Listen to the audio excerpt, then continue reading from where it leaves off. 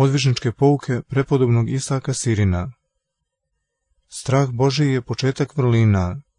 On je porod vere i seje se u srce kada se odvoji od svetske rasejanosti.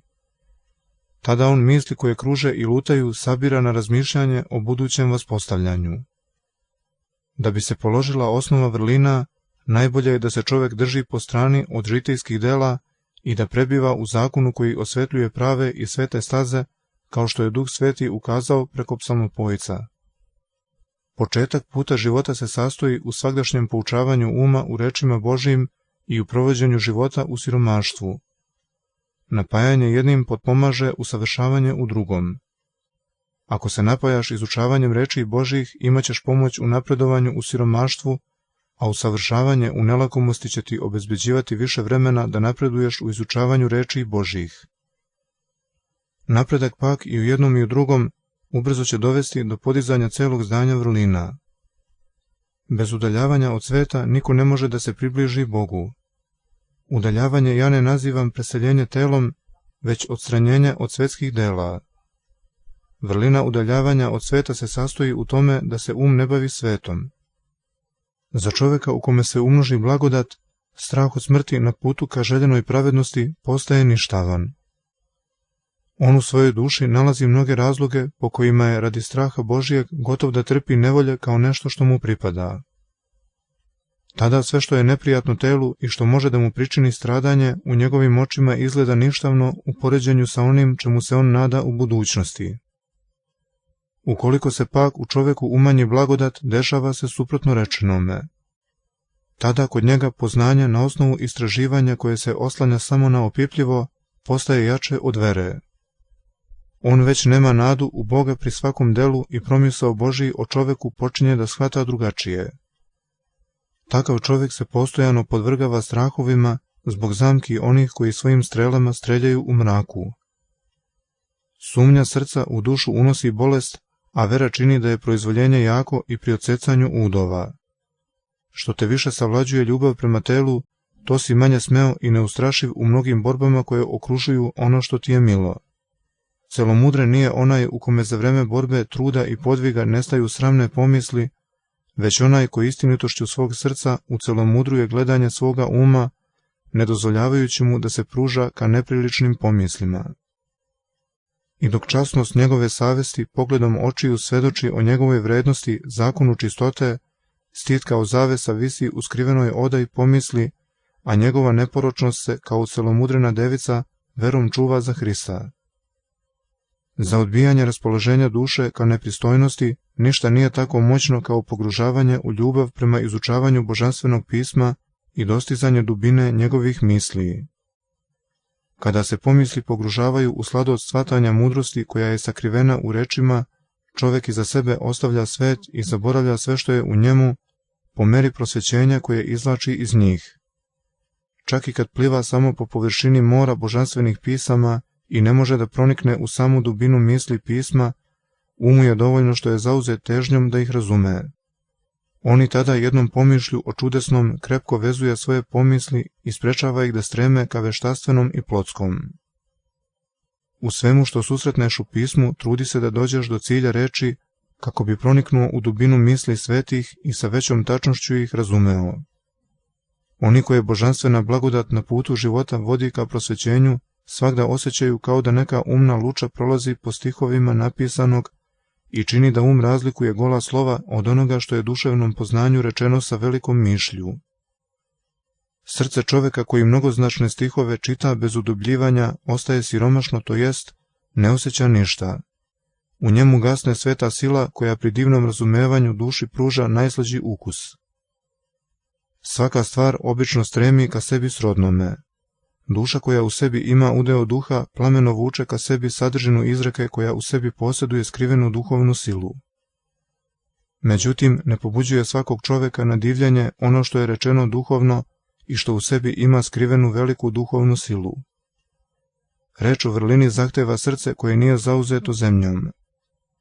U čoveku čiji je obremenjen brigom o prolaznom, vrlina ne može da probudi pomisao, to jest želju da je zavoli i poželi da je stekne. Odvajanje od veštastva prethodi sjedinjenju sa Bogom, premda često po domostroju blagodati kod pojedinih biva da poslednje prethodi prvome. Poredak koji priliči domostroju je drugačiji od poretka koji je opšti svim ljudima. Ti se drži opšteg poretka. Ukoliko u tebi prethodi blagodat, neka je, a ako ne prethodi, ti putem svih ljudi ushodi na visinu duhovnog stuba. Nenasitost duše u sticanju vrlina preokreće u svoju korist deo vidljivih čulnih želja tela koje je povezano sa njom. Svaku stvar ukrašava mera.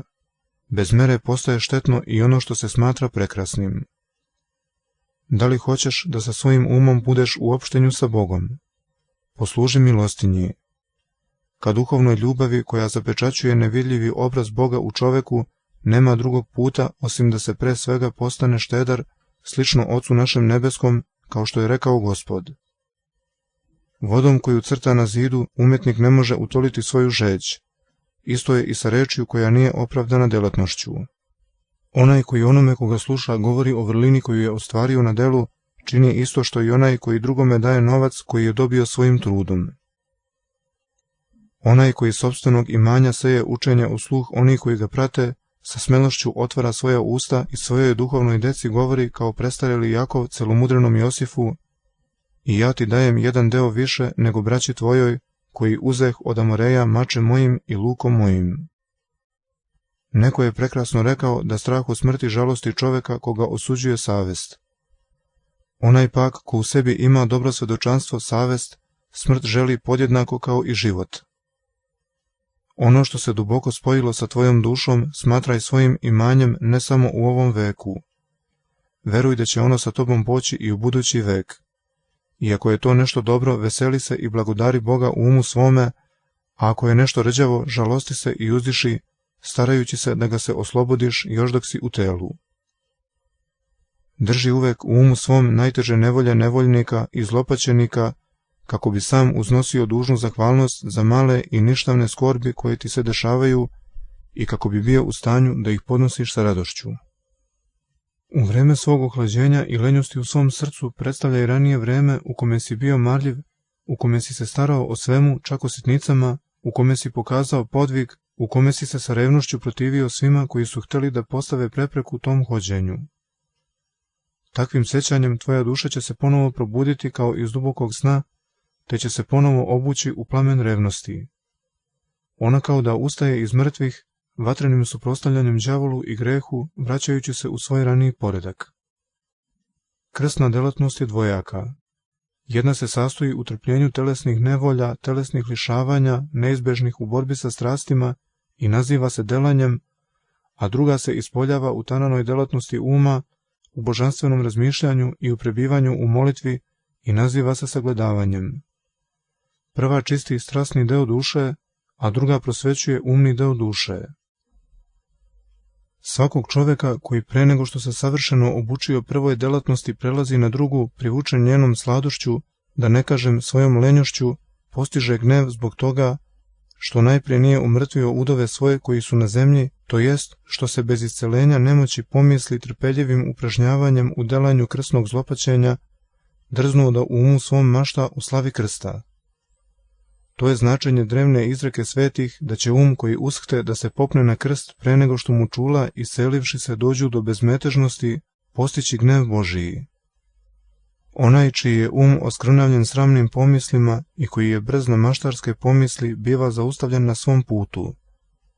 On svoj nije najpre očistio nevoljama niti je pokorio telesne želje, već se pouzdao na ono što je čulo njegovo uvo i što je napisano mastilom. On se ustremio napred po putu koji je ispunjen mrakom, premda je slep očima. Predstavi sebi da je vrlina telo, sagledavanje duša, a jedno i drugo savršeni čovek koji je duhom sastavljen iz dva dela, iz čulnog i razumnog. I kao što je nemoguće da duša dođe u stanje da projavi svoje postojanje bez potpune obrazovanosti tela sa njegovim udovima, tako je nemoguće da dođe do sagledavanja bez vršenja dela vrlina. Slušajući da treba da se udaljimo od sveta i da ostavimo svet, da se očistimo od svega što postoji u svetu, ti treba od početka da shvatiš i poznaš što znači sama reč svet i iz kakvih različitih značenja se ona sastoji. Tada ćeš biti u stanju da shvatiš koliko je tvoja duša daleko od sveta i šta je u njoj još vezano za svet. Svet je opšte ime koje obuhvata ono što zovemo strastima. Kada hoćemo da imenujemo sve strasti zajedno, mi koristimo reč svet, a kada hoćemo da ih razlikujemo po vrstama, mi ih nazivamo strastima. Kada budeš saznao šta je svet, doznaćeš i to čime si vezan sa njim i čime si se odvojio od njega. I reći ću kraće, svet je telesni život i mudrovanje ploti. Samim tim što je čovek odvojio sebe od toga, poznaje se da je izašao iz sveta. Strah za telo kod ljudi ponekad biva tako silan da često ostaju nesposobni da izvrše bilo šta slavno i uzvišeno. Međutim, kad mu se približi strah za dušu, on iščezava kao vosak pred ognjem koji ga proždire. Duša je po prirodi bestrasna. Strasti su nešto pridodato. Za njih je kriva sama duša. Ako je nekada bila svetla i čista zbog primanja božanstvene svetlosti, i ako postaje isto takva po povratku u prvobitno stanje, priroda duše odstupa od svog stanja čim stupi u strasno kretanje, kao što tvrde vaspitanici crkve. Prirodno stanje duše jeste poznanje Božje tvorevine i čulne i mislene. Njeno nadprirodno stanje jeste kretanje ili dejstvo ili stanje sagledavanja nasušastvenog božanstva. Njeno protivprirodno stanje jeste kretanje ili nastrojenje i život koji je svojstven strasnim ljudima koji služe strastima. Prema tome, očigledno je da duševne strasti nisu prirodne. Ako nisi došao do toga da tajne ljudske spoznaješ po duhu, možeš ih poznati po rečima, načinu života i raspoloženju svakoga. Onaj koji je čist u duši i neporočan po načinu života, svagda sa celomudrenošću izgovara reči duha i saobrazno sa merom svog razumevanja rasuđuje o božanstvenom i o tome što je u njemu samom. Onaj pak čije je srce ispunjeno strastima i jezik svoj pokreće sa njima. Čak i da počne da govori o duhovnom, on će rasuđivati pod uticajem strasti. Mudri takvog čoveka primećuje pri prvom susretu i čisti osjeća njegov smrad. Dela monaha su sloboda od telesnog, telesni trud sa molitvom i neprestano srdačno sećanje na Boga. Jedno delo je molitva, a drugo sagledavanje u molitvi, premda molitva i sagledavanje jedno u drugom imaju svoj početak. Molitva je sejanje, a sagledavanje je žetva pri kojoj žetalac stupa u izumljenje neizrecivim viđenjem. On se divi tome kako je iz malih i golih zrna pred njim izraslo tako divno klasje.